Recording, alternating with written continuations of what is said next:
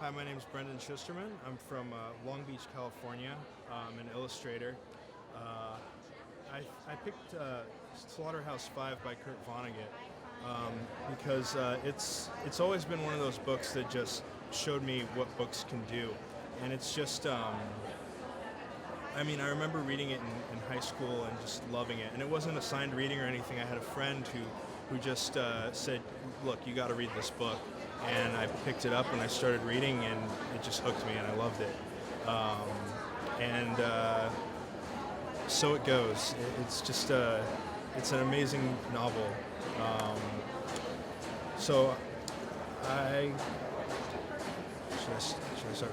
Okay, I'll start from the beginning because I'm not sure exactly where to jump in. Although the story is very disjointed and all over the place, so I could technically start in the middle, and that would probably really be the real beginning. But anyway, all this happened more or less. The war parts, anyway, are pretty much true.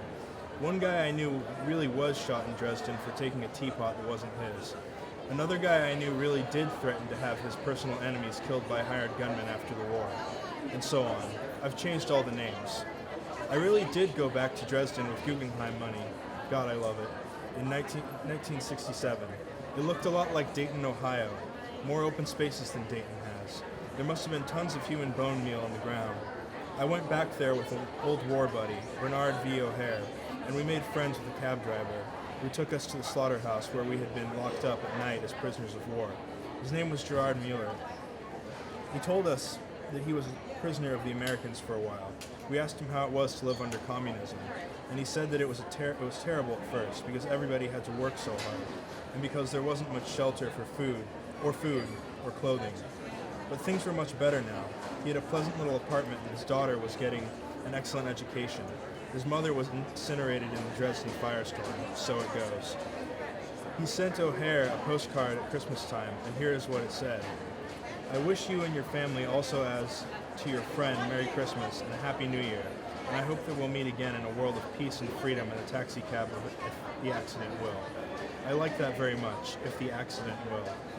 I would hate to tell you what this lousy little book cost me in money and anxiety and time.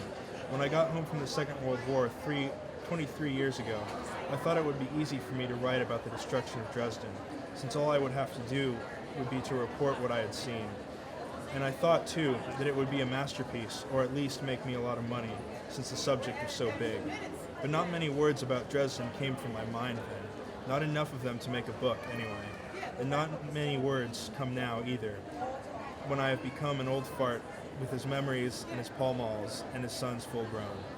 I think of how useless the Dresden part of my memory has been, and yet how tempting Dresden has been to write about, and I am reminded of the famous limerick. There was a young man from Stamboul who soliloquized thus to his tool. You took all my wealth, and you ruined my health, and now you won't pee, you old fool. And I'm reminded, too, of the song that goes, My name is Jan Janssen. I work in Wisconsin. I work in a lumber mill there. The people I meet when I walk down the street, they say, what's your name? And I say, my name is Jan Janssen. I work in Wisconsin. And so on to infinity. Over the years, people I've met have often asked me what I'm working on, and I've usually replied that the main thing was a book about Dresden. I said that to Harrison Starr, the movie maker, one time, and he raised his eyebrows and inquired, is it an anti-war book?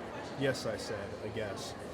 You know what I say to people when I hear they're writing anti-war books? No, what do you say, Harrison Starr? I say, why don't you write an anti-glacier book instead? What he meant, of course, was that there would always be wars, that they were as easy to stop as glaciers. I believe that too. And even if wars didn't keep coming like glaciers, there would still be plain old death. When I was somewhat younger, working on my famous Dresden book, I asked an old war buddy named Bernard V. O'Hare if I could come to see him. He was a district attorney in Pennsylvania. I was a writer on Cape Cod. We had been privates in the war, infantry scouts. We had never expected to make any money after the war, but we were doing quite well.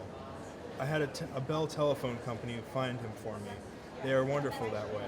I have this disease late at night sometimes, involving alcohol on the telephone. I get drunk and I drive my wife away with a breath like mustard gas and roses. And then, speaking gravely and elegantly into the telephone, I ask the telephone operators to connect me with this friend, or that one, from whom I have not heard in years.